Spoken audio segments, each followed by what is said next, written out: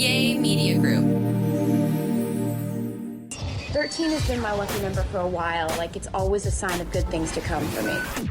This is 13, a Taylor Swift fan podcast, breaking down every song, every Easter egg, every era, and every theory. Hosted by the biggest Swifties, Nick Adams, Anna Szabo, Amy Nichols, and Lacey G. Welcome to 13, a Taylor Swift fan podcast. My name's Nick Adams. I'm Anna. Amy. And I'm Lacey G. We did it right! Yay! So if you're watching us on YouTube right now, all of the cameras are on the screen at the same time, and that's different. We had some tech issues, so this is the best way that it's going to go. Oh, that one. And then we also had to change Lacey's seat. She normally sits over by Amy on the other side of the room for various reasons. I miss so you. Now she's way over by Anna. I like having you over here, though. This is nice. You too, This is fun. but I'm so conflicted. I feel like I'm sitting in the wrong seat. Like you sleep on the wrong side of the bed. Yeah. Do you feel like your lyric analysis is different? Yeah, I feel like I. Do you feel like it's better because you're sitting next to Anna? But before we started talking, Lacey was saying she's nervous about the intros because we go in a certain order. We go in clockwise In from the order. me to Anna to Amy to Should Lacey. Should we try it with the new order and see how it feels? Sure. Oh No. I mean, we could still Let's think try. it's like a clockwise spiral. Like you're the inner circle, and then we get around. Oh, like the you man to, wall. Yes. that was good. You know what I'm talking about? I think I'm making her funnier. Did y'all hear that? And that was a deep Swiftie reference. Like that was a very, very like deep joke. Hey, what's up? Welcome to 13, a Taylor Swift fan podcast. I'm Nick Adams. I'm Lacey G. I'm Anna. I'm Amy. It was not Yeah, smooth. that didn't feel right. That felt sour. And Amy I like to be 3. has to be 3. She has to be 3. But what I do think is funny, if this is now going to be my permanent sitting area, then Amy is going to have a camera just on her I know. I don't as like a that. close-up, the one who doesn't like attention. Yeah. And if we wouldn't have had technical problems, we would have started with a close-up of Amy during the song Thank You, Amy, which would have been very, very fitting. Yeah, for sure. Okay, so let's get into track number 25 on the Tortured Poets Department. I Look in People's Windows, written by Taylor Swift, Jack Antonoff, and whoa, a third person. Yeah, Patrick. Who Patrick is this Berger. guy? I know. Has he hit? I should have looked it up before, but has she written a song with him before? So the only one that I'm seeing This one? but this is by the most popular, so there could be more. Yeah. But Slut Oh, okay. and Gold Rush, Okay. and then this one. Oh, Okay. it looks like he's also worked with Bleachers, so he must have that connection Jack with Antonoff. Jack Antonoff. Okay. Lana Yes. Del Rey, he's been on Off to the Races. Okay, good. Yeah. Okay. Thanks for answering my question. I could have just Googled. Yeah. And so a nice, fun trivia fact about I Look in People's Windows, it is Taylor Swift's shortest song. That is a fun trivia. It comes in at 2 minutes, 11 seconds. And then the second shortest is 2 minutes, 26 seconds. And that's Now That We Don't Talk. We don't talk. Despite the irony that it is the shortest song, this song is a grower for me. Yeah. Yes, it took me a while. I think the more I listen to it, the more I appreciate it, and it's crept up there. Every time I listen to it, it's sneaking up. It's sneaking up to the top of my list. Yeah, I'm going to have a hard time not putting this in the top 5, but Okay. we're doing top 10, right? Not top 5 because it's too difficult. Yeah, So- this is with this song, to me, I can't, sometimes when I'm listening to it, I get this like anxiety feeling. Oh, really? When she's saying like out, like it's like she feels left out. Like I feel like there's anxiety of being left Outside. out, being on the outside. And But then there's this voyeuristic thing, this curious. Yeah, and even the beginning of the song is like the music the music kind of sucks at the beginning, so it's like almost sucking your soul out, or I don't know. It's very And unsettling. also, when she's singing, it's very listful. It's Yes. very Whimsical. whimsical, but it's also like almost lifeless at times, where she's singing and you can tell. I feel like she's Floating. almost floating, but lifeless, as in like I'm half dead. I'm not relevant anymore. I'm worried about my status in life and in the world and in this relationship. Right. It's just like I'm not fully alive. I'm not fully dead. I'm just kind of here. Yeah. There's not like excitement in what she's saying. Mm-hmm. And I feel like part of the reason we even get that feeling is because it is so short. Sure. Maybe You know, so. it's kind of like a little glimpse. Every time I hear it, it reminds me of This Love in the way that the song This Love from 1989 was a poem that Taylor wrote that then she decided to make into a song. And I Look in People's Windows, to me, is also just like a short poem that was then given a melody. I could see that. Kind of you like know? a poem that you just put some music under. Kind of. Yeah. a song, if you will. Yeah. Um, But not that like, you Or are like- funnier. whatever, I'm not even going to explain. No, please. No, sometimes I feel like, okay, when you're making a song, the lyrics and the music, they match perfectly, they mesh, they go one and the same. Yeah. And then I Yeah. feel like there's some songs on this where I don't think the music and the lyrics necessarily mesh perfectly. Yeah. And I don't think they're intended to match perfectly. I Right. think so much of this is she's just word vomiting these feelings, she's getting it out, and yes, they are more poetry that you just kind of putting a little music on. I agree. I definitely agree. So, do you think that this is the shortest song in literal terms? Do you think Taylor has tongs in her utensil drawer in her kitchen? Add it to the list. Please don't. Let me- Please don't. But like, I must. you have long tongs, and you have really short ones, like serving tongs. I bet So- she does. I wonder if this is the shortest song. Yeah. Because if you are literally creeping something on somebody, wouldn't you have to be fast? You'd have to be like in and out. You don't want to get caught. You don't want to linger at someone's window for too long. Yeah. Oh, I see you what you're don't want to saying. get caught, so you'd have to be quick. And I mean, that's a super literal. I don't think she was like, oh, I need to shave off a couple seconds so people can know you got to whoop. No, but it does add to that kind of like anxiety feeling of I'm outside and I don't want to get caught. Probably Yeah. doing something I shouldn't. Probably so I doing need to something get, I get shouldn't. going. And I'm glad that you say like in the literal sense because as we know in songwriting in general and in Taylor Swift, there's a lot of metaphors that happen. And when the song came out, there were so many, I mean, people, the way that people just love to hate Taylor Swift songwriting is absolutely astonishing. They're like, oh my God, of course you're a deranged weirdo if you're looking in people's windows. Taylor, like, this is so weird. And it's like, she's not literally looking in people's windows. I've always pictured it in more so the form of like scrolling on social media.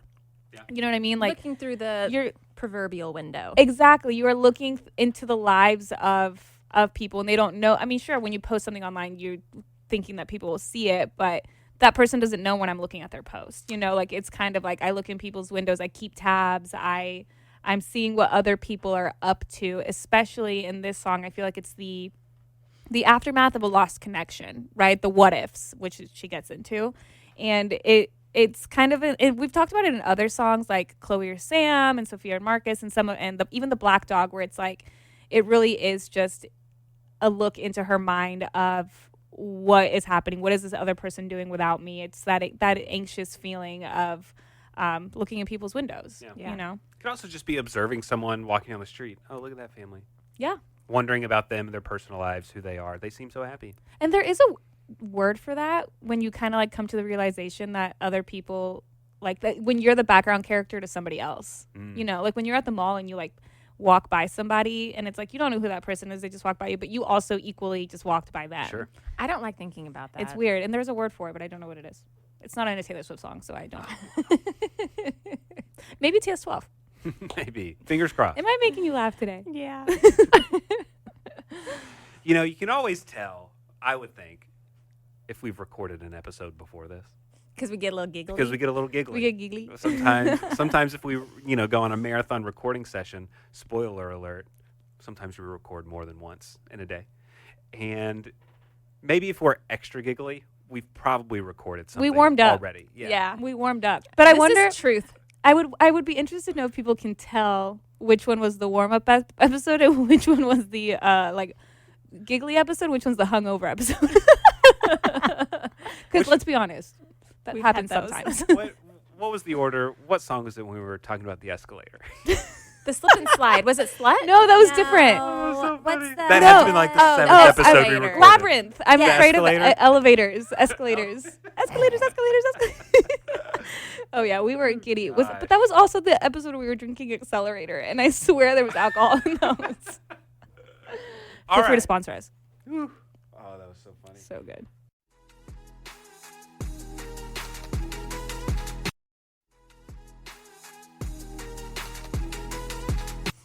Anyway, I look at Lyrics. people's windows.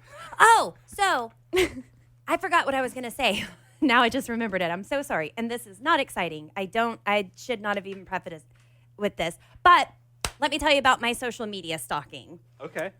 My graveyard. We all know if someone makes me mad, if a person, not a friend, someone I don't really care about makes me mad, then I put them in the graveyard. Someone Right. casual will get graveyarded. I change their name to all emojis and I will block them. Sometimes I will get a random text from graveyard and I'm like, I'm not even messing with it. I don't know.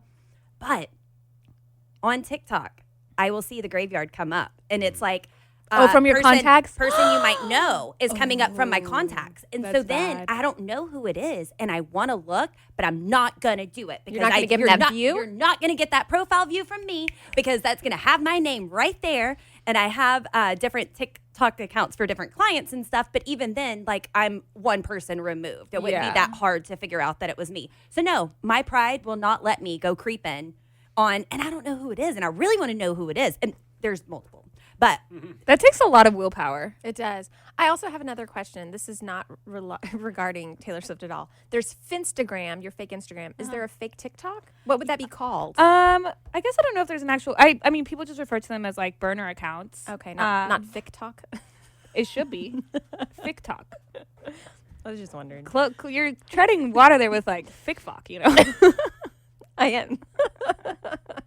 I'm sure there's a word, but I wouldn't know because we're geriatrics. That's true as well.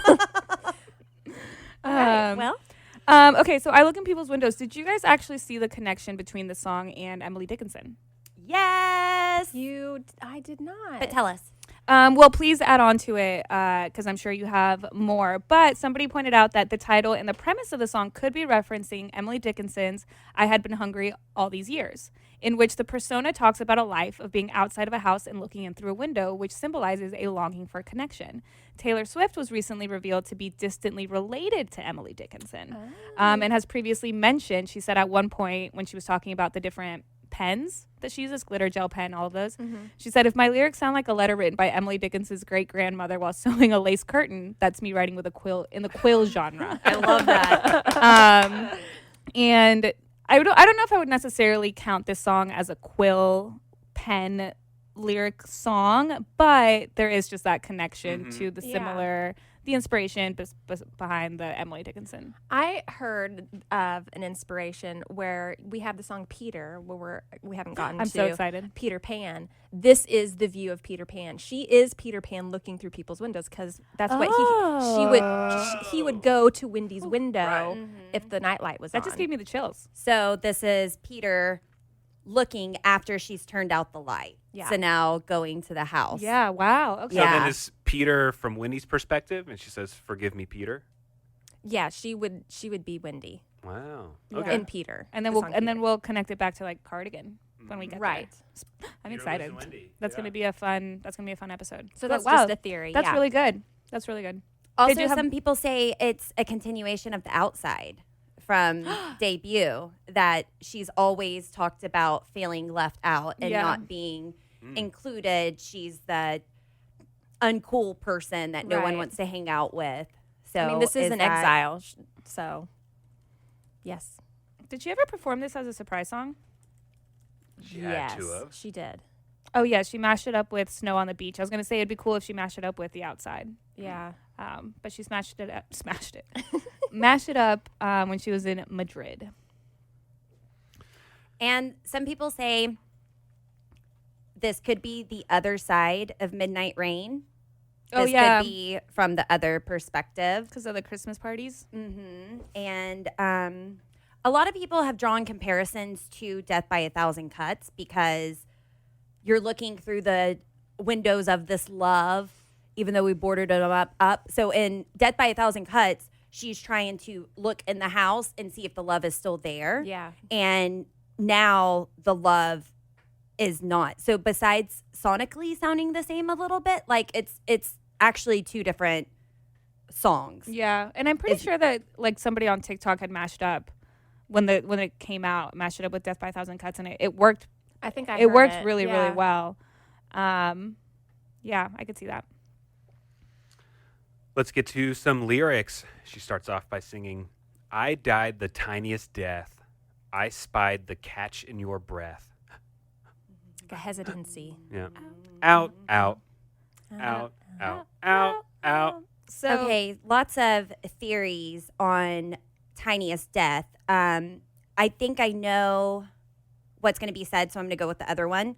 So, Tiniest Death, Taylor Swift has referenced dying, rebirthing, Phoenix, all this different, she's always having to recreate and be different. Well, if she died the tiniest death and then was reborn as not a famous person, then some people think that her saying you in this song is referring to the non-famous Taylor. Oh, wow. And looking at, would we have made the right decisions? Would I look at a 8-year-old Taylor and tell her to write that poem and win and go off to Nashville and do everything? Or would you be a regular person this time around that doesn't have all the scrutiny, people peering at you through windows, you're in your own fishbowl, but now she's outside of the fishbowl, can't get in while she's on the outside. And that's so good too, because it just supports the entire idea of the song of the what ifs, right? Wow, that's really good. And then this is past tense, had died, spied. So this could have been an intimate moment where the tiniest death is le petit mort, which we've talked about before in other songs. The little death in, speaking as an orgasm in French. I think it's French. Yes. So the catching your breath is like an intimate moment that they would have together in the past.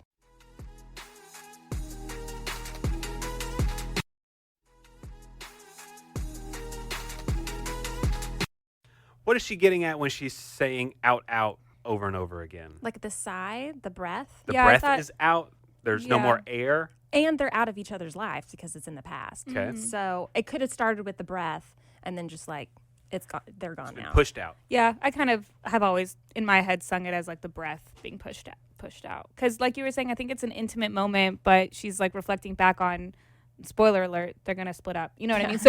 So it's like in that small, very, very personal moment, if you catch the way that they're breathing, but like, you're not going to have this moment again. Yeah. Also, the tiniest death could be the moment that her relationship ended, the one that she's curious about now, and whatever words, death of the breakup, final nail in the coffin right there.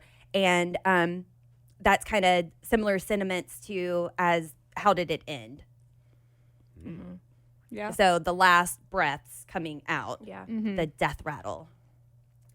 Northbound, I got carried away as you boarded your train. South, south. South, south, south, south. So they're going in different directions. Yeah. Yeah. She's going north. He's going south. Yeah. And also, maybe as they're going in different directions, this is a newfound freedom, like what she hears in Florida. And some of the same sentiments fresh out of the Slammer, that she has this newfound freedom and she can be who she wants to be and leave her old life and former lover behind. Yeah. But she uses that time to stalk him. Like the newfound freedom. Oh, the other person. Got it. I'm following you. A feather taken by the wind blowing. I'm afflicted by the not knowing. I love the cadence in that one.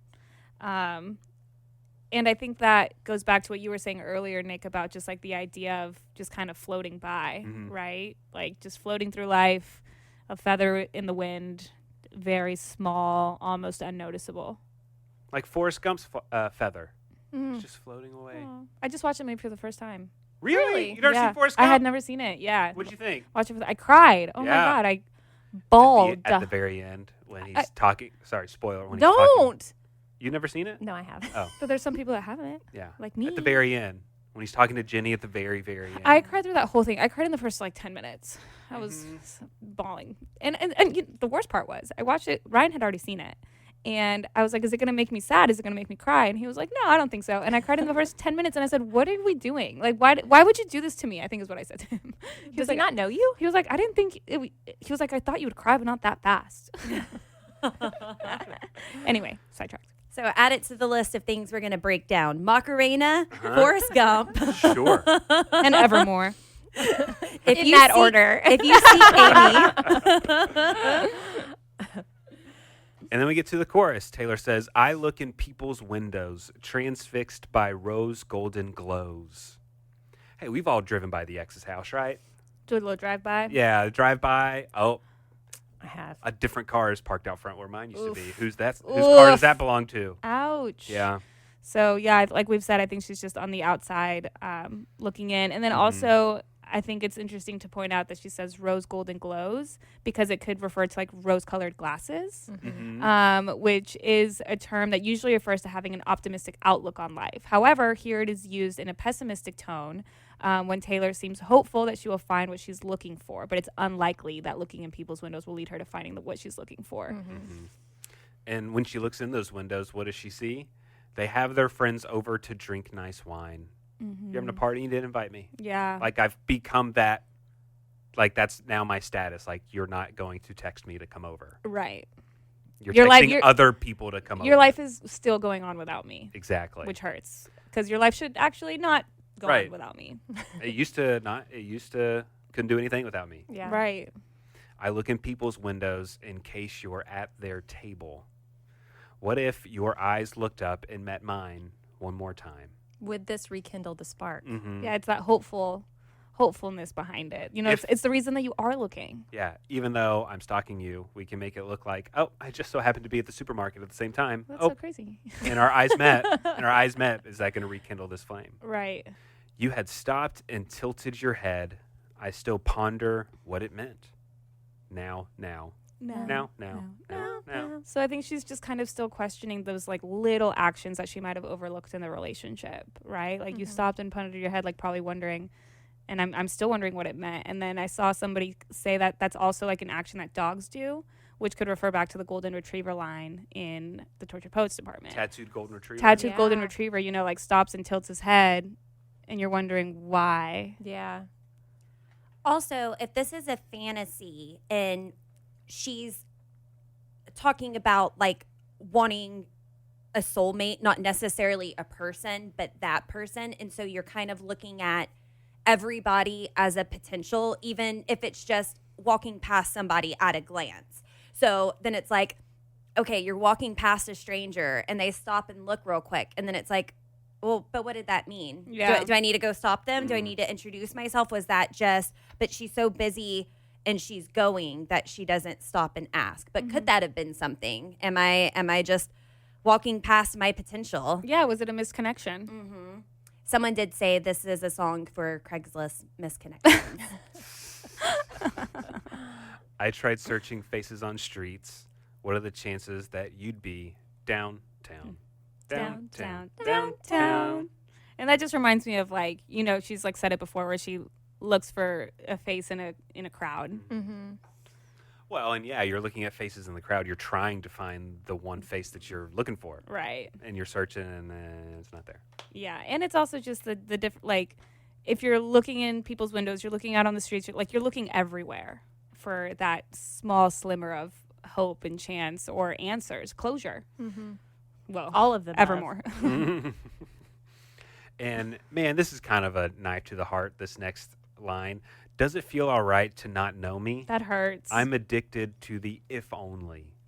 Ugh, And- if only. And I think that's my favorite part of the song, just in the way that she says it. To the if only, 'cause So, does it feel all right to not know me? Famous Taylor is asking non-famous Taylor that. Or is that in a sense of she's moved on, now you don't know me anymore. You knew me, kind of like don't be a stranger who's Laugh, I'd Thank you. recognize. Recognize Thank anywhere. you. And she kind of says the same in The Black Dog, how you don't miss me in the shower. Yeah. And addicted is a negative connotation based on like obsession. So she's addicted to the if only, but she loves playing out every scenario in her head. But is that healthy for her? Right. If It's almost like an addiction. it's almost like low-key self-harm. Sure. You know, like when you do stalk your ex or you stalk the person, the if only, or when you hyperfixate on this situationship, that, you know, it kind of relates back to the one from folklore, you know? Absolutely. If You one know. thing had been different, would everything be different today? Right. It's like and she is, since we have heard that before, it's like, yeah, maybe she is just addicted to the wondering, like, if only, what if? And that's putting a lot of the weight on her shoulders for maybe why this didn't work out. Right. If I had It's like self-afflicting. said this, if I had done that, if I had shown up to this get together when I didn't, if I had done something different, we'd be back together. Yeah. Well, and I mean, it sounds very similar to wondering if I dodged a bullet or just lost the love of my life. What a great song. So I look in people's windows like I'm some deranged weirdo. Okay, finally, you said it. We've been thinking it this whole time, Taylor. And when that song first came out and all the dogs that are like looking in the windows that won't leave their owner alone, and it's like, oh, go outside and play, and they're just standing in the windows staring at you. That was really popular on social media when this came out. I attend Christmas parties from outside. Oh, that's sad. It's cold out there. Is that the line that brings you back to Midnight Rain, Lacey? Well, the Midnight Rain is the what if. What if I give... I'm not going to give everything up. You're great. I'm not going to give everything up. I'm going to go out and be bejeweled. But then this is kind of like if it went in the other direction. Yeah. If I did go home and not worry about fame and fortune and being this creative top of the world artist. Right. I look in people's windows in case you're at their table. What if your eyes looked up and met mine one more time? What a beautiful song. It is. So good. What an absolutely beautiful, beautiful song. Oh, yeah. It took me a while to really, truly appreciate it. But in my defense, it is track 25. It takes a long time to get It there. took me a minute to get there. For sure. But I really appreciate it. And I it's like so sweet sounding, you know, but it's so sad. It is. So That's a common theme. Seems to be. someone said that they interpreted this as a celebrity crush situation where you see so much of yourself in an artist's work or persona that you just wish you got the chance to know them more than just a fan, even as simply a friend. So in that context, that does it feel all right to not know me is like, could be her wondering if the fans are okay with this version that she's putting out of herself, that she's not being authentic and putting everything out there because she's still the brand, the Taylor Swift, the celebrity that she has to do all this. Right. So is that also like a callback to the fans? Does it feel all right to not know me? You know what I let you know. That's not, very true. But I mean, then as an artist, she also has to protect herself. It's Yeah. not our business what she's doing all the time. She does not owe us anything, any answers, anything. I know. And it is funny. I think about that sometimes, like now in the current era that we're in, where like the Eras tour's over, we know she still has more re-records. She's probably working on new music. And, you know, we always wonder, like, what is she going to do next? And we talk about it on the podcast a lot. But it's funny to me, sometimes people will ask me as if I, like, genuinely know. You know what I mean? Like, they'll be like, oh, so when's Taylor putting out a new album? And I'm like, oh, contrary to popular belief, I don't know her plans, you know? But it's interesting that, like, as Taylor Swift fans, since we do, you know, study her lyrics and her Easter eggs and things, that the average person thinks that we actually do have the answers to things. But we don't. We don't know her. We don't know It her. would be great. I do. She's bringing back Loverfest. That is Right, my yes. prediction. That's on the- think That's I on the think- bingo board. Oh, we did knock something off of our bingo board, by the way. Yeah? We did. What was it? Hold on, let me. Something about Super Bowl? It was Super Bowl weekend, but we had said on our bingo board, we Hey. said that Taylor and Kylie Kelsey would have a girls' night out.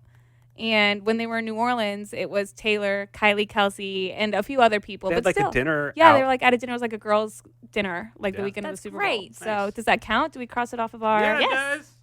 Nice. Cross it off. Win. All right, Lobsters, if you don't know what we're talking about, that is our 2025 bingo board where we are predicting all of our Taylor Swift moments from this year. Some of them are crazy. Some of them are very broad because we just like to win sometimes. But you can check that out. Also, don't forget to join us over in the Lobster Lounge. You can join us there, station.page/13. And it's just a little group where we get together and talk about our theories, talk about Taylor Swift, talk about our favorite moments from the Eras Tour, whatever you want. Talk about anything that we missed in a song. Tell us your favorite song. Give us your rankings. Maybe we need to start looking ahead at rankings and we need some ideas. Yeah. So just let us know, station.page/13. Would love to see you there. All right, before we get going, let's hear from some of our lovely lobsters and the voicemails that they left us. Yeah, so you can give us a call anytime. Our phone number is 689 In the description of this podcast. Yes, That's where it is. 689 Reputation 89 Valentine's Day 214 1313. Yes. Yeah, so easy to remember. I hate thinking in real time because it makes me start. I'm like, oh, this is so awkward because it's real and now they know how long it'll take. It's crazy. So I've been using the same document for our podcast notes. So I have it at the very top, our phone number. And it's titled 13 A Taylor Swift Fan Podcast, April 2021 to present. No, That's when we started, that's April when we started. 2021. It is crazy. Yeah, so give us a call. We would love to hear from you. And we've got some really cool listeners who are doing work for us, man. Yeah. I mean, I really have to applaud these people. So we have some mini producers that are giving us a game plan. Oh, right. Love that. Hi, this is 13 Taylor Swift podcast, and you don't want to hear me and my friend yap about Taylor Swift. Delete this number and act like we never called. So I think I agree with Nick. We need an episode breaking down the Macarena. Okay, so finish Torture Post Department, Macarena, then Evermore. There, all your problems solved. Bye. Love it. Thank you. See, it's a hit. All of our the problems people solved. have spoken. The people have spoken. Macarena coming to a podcast near you before Evermore. Confirmed. And also, we got a voicemail from this funny lobster who told us what's living rent-free in their mind. Hi, 13 podcast. Lacey, I knew you still wouldn't have put a actual voicemail for me to hear, and so I just have to hear that weird AI Google voicemail voice thing, whatever. But I also wanted to have this additional one to tell you there are Taylor Swift songs that kind of, live rent-free in my mind, but that actually doesn't happen as much as this happens. I'm gonna say what actually lives rent-free in my mind because what I listen to more. This is what my mind keeps saying. 13 has been my lucky number for a while, like it's always a sign of good things to come for me. Or it's like, da-da-da-da-da-da. This is 13, a Taylor Swift fan podcast, breaking down every song, every Easter egg, every era, and every theory. Hosted by the biggest Swifties, Nick Adams, Anna Zabo, Amy Nichols, and Lacey G. Welcome to 13, a Taylor Swift fan podcast. My name's Nick Adams. I'm Anna, Amy, and I'm Lacey G. Yeah, that's basically, yeah. So, yeah. Bye. That's so. That was so cute. It was perfect. I guess I've never noticed that our voice girl Alicia, she introduces us. Yeah. And then we immediately introduce ourselves again. You're Yes. right. I've never thought about that. Yes, but it's good because we need people to know whose voice is whose. That's very Right. true. You know? It's important. It is important. Have we ever interviewed Alicia on our podcast? No, but we've talked about should. it. Maybe we should. We have So y'all can hear the name, who this person is Yeah. that does our voice. one time because she went with us to a Taylor Swift night or something, Yeah. and we posted a video like on our TikTok or Yeah. something, and it was Alicia saying that, and some of the comments were like, "What? What?" Hold they're on. like, "This feels illegal." Hey, do we call her? No. No. She full recognized the podcast. phone number? Full she, podcast. has, she has it blocked. You guys, she's got to do. No. we should have her on sometime soon, though. That'd be cool. Yeah, That'd be cool. That would be really great. I love that. But that was a really sweet voicemail to That was hear. great. And I also want to say thank you for not just like skipping it. Yeah. You know, like True. you could Yeah. you could skip it, don't do it. But you could, but you don't. And that's really means a lot. That's really sweet. So our friend Alicia was a teacher, and she knew you were going up and doing presentations. Or Yes, like I would go and speak to the students. For career day, right? For- career yeah. day. Well, she had some students like tell her that they loved the podcast, the 13 podcast. Had no idea what she had done or anything. And she was like, "Yeah, do you listen all the time?" "Yeah." "Well, play it right now." And then she mimicked it and they were like, "Oh my goodness." They had no idea she was like radio girl and doing Yeah. all this. So, That's so great. yeah. I love that. Yeah. Well, thank you so much for listening to this podcast or watching on our YouTube. Thank you so much. If you haven't, all of the ways to contact us are in the description of this podcast. Our phone number, our voicemail, our email, our website. You can find all that in the description of this podcast. If you haven't already, subscribe to us on whatever podcasting platform you're listening to us on right now. And join us next time. We're going to be breaking down the prophecy. Thanks for listening. The 13, a Taylor Swift fan podcast. Subscribe for free and leave a positive review on Apple Podcasts, Spotify, or Google Podcasts.